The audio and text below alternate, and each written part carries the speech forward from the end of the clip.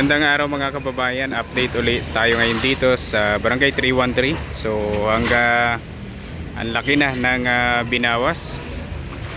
At ito nga ang itsura mga kababayan ng ilang milyon na ginastos dito, no? Ito na ang update.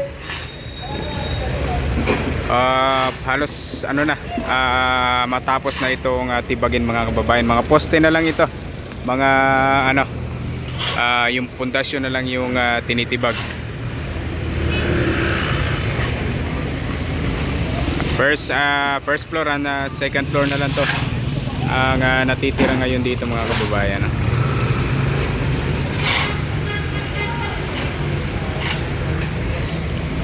Ayan.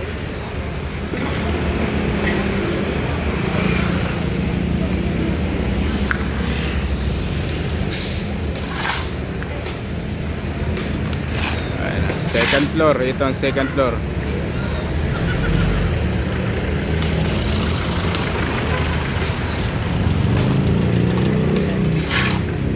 Yan, ito naman yung first floor mga kababayan. So ganito na itsura ng ganito na itsura ng Barangay 313. Malapit na ito, mga ilang araw pa ang ilalaan dito mga kababayan ay matatapos na ito tibagin.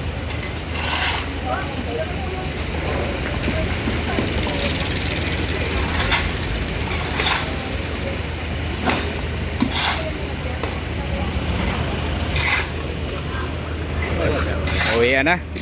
Pahinga na. Oo, pahinga na. Mga ilang araw na lang to, ano? Second floor na, wala na to. Tapos na din. Second floor na yan. Malaki. Mabilis na lang to, yung baba. Oo, baba. Kasi di paabot ng ano eh. Di pa ba? Tok-tok. Kaya matira pa yung flooring sa kanibigan. Oo.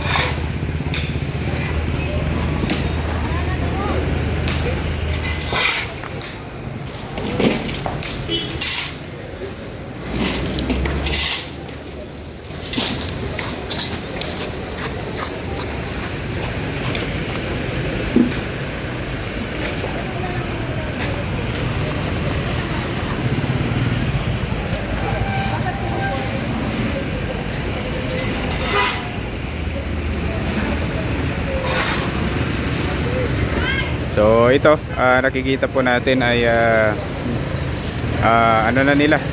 sinasako na yung mga durog na semento. Nandito pala yung PW.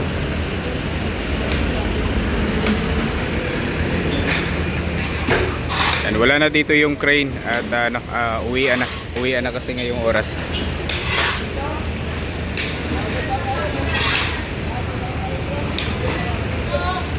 Ayan dahan-dahan nang nakikita yung school, parang umaaliwalas na. Ayan siguro temporary na nakalagyan pa yun.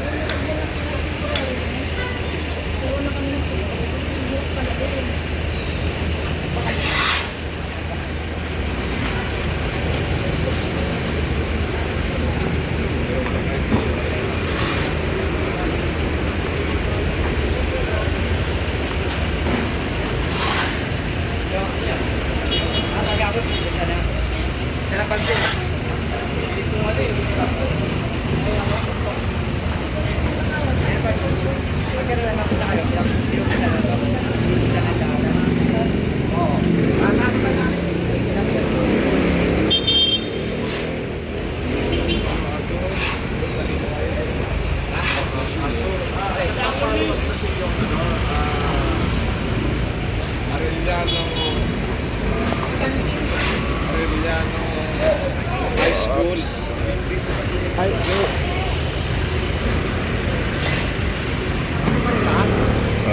Ito na yung itsura kapag dito sa ito yung pinaka-sentro. Yan. Ano ko yan, David? Mamaya, mamaya. Ito sa pa kanina. Engineer ng CTO. Engineer ng CTO ngayon. Yung nakaputi. Oo. Ayun yung pag-umat-umat na lang.